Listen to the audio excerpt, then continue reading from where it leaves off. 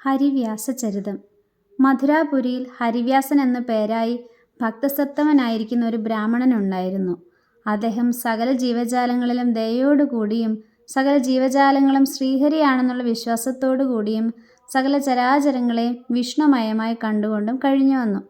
അക്കാലത്ത് ഭൂമിയിലുള്ള ദിവ്യതീർത്ഥങ്ങളിലെല്ലാം സ്നാനം ചെയ്യുവാനും ദിവ്യക്ഷേത്രങ്ങളെ ദർശനം ചെയ്യുവാനും വേണ്ടി ദേശസഞ്ചാരം ചെയ്തുകൊണ്ടിരിക്കുമ്പോൾ ഒരു ദിവസം ചടയാവലി എന്നു പേരായ ഒരു ഗ്രാമത്തിലെത്തി. അപ്പോൾ ഹരിവ്യാസന് വല്ലാതെ വിശപ്പും ക്ഷീണവും ഉണ്ടായി. അതുകൊണ്ട് തൻ്റെ ശിഷ്യന്മാരോടുകൂടി അന്ന് ആ ഗ്രാമത്തിൽ താമസിക്കുവാൻ നിശ്ചയിച്ചു. താമസിപ്പാൻ യോഗ്യമായ സ്ഥലം എവിടെയാണെന്നവർ അന്വേഷിച്ചുകൊണ്ടിരിക്കുമ്പോൾ ആ ഗ്രാമത്തിന് സമീപം ഒരു ഉദ്യാനം കണ്ടു. ആ ഉദ്യാനം അതിസൗരഭ്യമുള്ള പുഷ്പങ്ങളുടെ ഗന്ധം കൊണ്ട് അതിസുഖപ്രദമായും അതിനിർമ്മലമായിരിക്കുന്ന ജലത്തോടു കൂടിയ വാപീകൂപങ്ങളെ കൊണ്ട് അതിരമ്യമായും വളരെ പടർന്നിരിക്കുന്ന വൃക്ഷങ്ങളുടെ ഛായ കൊണ്ട് അതിമനോഹരമായും ഇരിക്കുന്നത് കണ്ട് ഹരിവ്യാസൻ അതിസന്തുഷ്ടനായിട്ട് ശിഷ്യന്മാരോട് പറഞ്ഞു, നമ്മൾക്ക് അധികം ക്ഷീണമുള്ളതുകൊണ്ട് പരിഹാരത്തിന് ഈ സ്ഥലം യോഗ്യതയുള്ളത് തന്നെ. അതുകൊണ്ട് ഇവിടെ വെച്ച് തന്നെ പൂജയും മറ്റും കഴിക്കാം. നിവേദ്യത്തിന് വേണ്ടുന്നതെല്ലാം വേഗം തയ്യാറാക്കുക എന്ന് പറഞ്ഞ് ഇടതു ഭാഗത്തേക്ക് നോക്കുമ്പോൾ ഒരു ക്ഷേത്രവും അവിടെ കല്ലുകൊണ്ടൊരു ഭദ്രകാളിയുടെ ബിംബവും കണ്ടു. ആ ക്ഷേത്രത്തിൽ ഭദ്രകാളിക്ക് ബലി കൊടുക്കുവാൻ വേണ്ടി വളരെ ആടുകളെയും കോഴികളെയും അറുത്തിരിക്കുന്നതും കണ്ടു.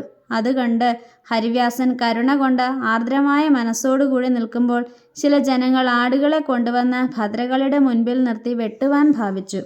അത് കണ്ട് ഹരിവ്യാസൻ ആ പ്രാണികളിൽ തോന്നിയ ദയ കൊണ്ട് പരവശനായിട്ട് അവരോട് അതിവിനയത്തോടുകൂടി പറഞ്ഞു, ജനങ്ങളെ, നിങ്ങൾ പായസം മുതലായ പദാർത്ഥങ്ങളെ കൊണ്ട് ദേവിയെ സന്തോഷിപ്പിക്കുകയല്ലാതെ ഈ പ്രാണികളെ ഹിംസിക്കുന്നത് കഷ്ടമല്ലേ?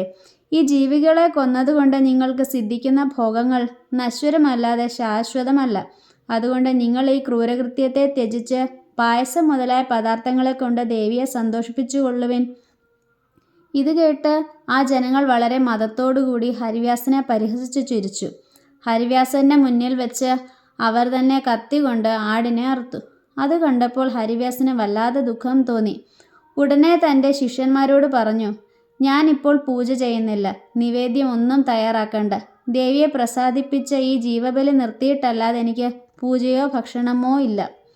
ഇങ്ങനെ നിശ്ചയിച്ചുകൊണ്ട് ഹരിവ്യാസൻ ആ ഭദ്രകാളി ക്ഷേത്രത്തിൽ പോയി ദേവിയെ പൂജിക്കുവാൻ തുടങ്ങി. മഹാമായേ, ഇന്നു മുതൽ ജീവബലിയെ ത്യജിച്ച് പായസം മുതലായ നിവേദ്യങ്ങളെ സ്വീകരിച്ച് തൃപ്തിപ്പെടുക. അവിടുന്ന് അങ്ങനെ ചെയ്യുന്നില്ലെങ്കിൽ ഞാൻ എൻ്റെ ശിരസിനെ മറുത്ത് ദേവിക്ക് ബലിതരാം. ഭവതി നല്ലവണ്ണം തൃപ്തിയായി ഭവിക്കുക. ഇങ്ങനെ പറഞ്ഞ ഹരിവ്യാസൻ ശ്രീഹരിയെ സ്മരിച്ചുകൊണ്ട് അവിടെ തന്നെ കിടന്നു. അതുകണ്ട് ശിഷ്യന്മാരെ നിരാഹാരന്മാരായിട്ട് ഹരിവ്യാസന്റെ സമീപത്തിരുന്നു. ഇങ്ങനെ പകലെല്ലാം കഴിഞ്ഞു. രാത്രിയായപ്പോൾ ഹരിവ്യാസൻ നിർഭയനായിട്ട് അവിടെ തന്നെ കിടന്നുറങ്ങി. ശിഷ്യന്മാരോടും അവിടെ കിടന്നുറങ്ങിക്കൊള്ളുവാൻ പറഞ്ഞു. ഇങ്ങനെ രാത്രി 3-ാം യാമവും കഴിഞ്ഞ് 4-ാമത്തെ യാമത്തിൽ ഭദ്രകാളി പുറത്തേക്ക് വന്ന് ഹരിവ്യാസനോട് പറഞ്ഞു, ഹേ ഭക്ത, ഈ ജീവഹിംസ കൊണ്ട് നീ ദുഃഖിക്കേണ്ട. ഇനി ഞാൻ ജീവബലിയെ സ്വീകരിക്കുകയില്ല, സത്യം തന്നെ. ഇന്നു മുതൽ ഇങ്ങനെ ഒരു നിശ്ചയം ചെയ്യുവാനായി ഞാനിതാ ഗ്രാമത്തിലേക്ക് പോകുന്നു. നീ ഇനി ഒട്ടും സംശയിക്കാതെ എഴുന്നേറ്റ് ഇവിടെ തന്നെ പൂജയും ഭക്ഷണവും മറ്റും കഴിക്കുക എന്ന് പറഞ്ഞ് ദേവി ഗ്രാമത്തിലേക്ക് പോവുകയും ചെയ്തു. ആ സമയത്ത് ഗ്രാമത്തിലുള്ളവർക്കെല്ലാം സ്വപ്നമുണ്ടായി. ഇന്നു മുതൽ ഞാൻ ജീവബലിയെ സ്വീകരിക്കുന്നതല്ല, പായസം മുതലായ നിവേദ്യങ്ങളെ കൊണ്ട് തൃപ്തിപ്പെട്ട് നിങ്ങൾക്ക് വേണ്ടുന്ന അഭീഷ്ടങ്ങളെ തന്നുകൊള്ളാം. എൻ്റെ ഈ കൽപ്പന അനുസരിക്കാത്തവരെ ഞാൻ ശിക്ഷിക്കും. പരമഭക്തനായിരിക്കുന്ന ശ്രീഹരി വ്യാസനോട് ഇനിമേൽ ഞാൻ ജീവബലി സ്വീകരിക്കില്ലെന്ന് സത്യം ചെയ്തിട്ടുണ്ട്. ഇങ്ങനെ സ്വപ്നം കണ്ട് ഞാനിങ്ങനെ സ്വപ്നം കണ്ടു എന്ന് എല്ലാവരും തമ്മിൽ പറഞ്ഞു തുടങ്ങി. പിന്നെ എല്ലാവരും കൂടി ഹരിവ്യാസന്റെ അടുക്കൽ ചെന്ന് നമസ്കരിച്ചുകൊണ്ട് പറഞ്ഞു, ഹേ ഭക്തശ്രേഷ്ഠ, ഇനിമേൽ ഇവിടെ വെച്ച് ജീവബലി ചെയ്യില്ല. ഭവാൻ ഇങ്ങനെ ഒരു വ്യവസ്ഥ ചെയ്തത് വളരെ ഗുണമായിരിക്കുന്നു. ഇതിനെ ഞങ്ങൾ ആരും ലംഘിക്കുന്നതല്ല. ഇത് കേട്ട ഹരിവ്യാസൻ അതിസന്തുഷ്ടനായിട്ട് ആ ഗ്രാമവാസികളെ അനുഗ്രഹിച്ചയച്ചു. സ്നാനവും പൂജയും ഭക്ഷണവും കഴിച്ച് സുഖമായി പോവുകയും ചെയ്തു. അന്നു മുതൽ അവിടെയുള്ള ജനങ്ങൾ ശാക്തേയ കർമ്മത്തെ ത്യജിച്ച് ഉത്തമ കർമ്മത്തെ അനുഷ്ഠിച്ചു വന്നു. ലോകത്തിൽ ശാക്തേയമെന്നും മറ്റുമുള്ള വ്യവഹാരം പാമര ജനത്തിനു വേണ്ടി മാത്രമാണ്. എല്ലാ മാർഗങ്ങൾ കൊണ്ടും പ്രാപിക്കുന്ന വസ്തു ഒന്നു തന്നെയാണ്. മനുഷ്യരുടെ സ്വഭാവങ്ങൾക്കനുസരിച്ച് മാർഗങ്ങൾ പല പ്രകാരത്തിലും ഭേദിക്കുന്നതാണ്. അതുകൊണ്ട് ആ പരബ്രഹ്മ വസ്തുവിനെ പ്രാപിക്കുവാനുള്ള ഉത്തമ മാർഗം ഭക്തി തന്നെ. മറ്റുള്ള മാർഗങ്ങളിൽ ഉള്ള അപായങ്ങളെ അറിഞ്ഞ് വിവേകമുള്ളവർ ഉത്തമ മാർഗത്തെ പ്രാപിക്കേണ്ടതാണ്.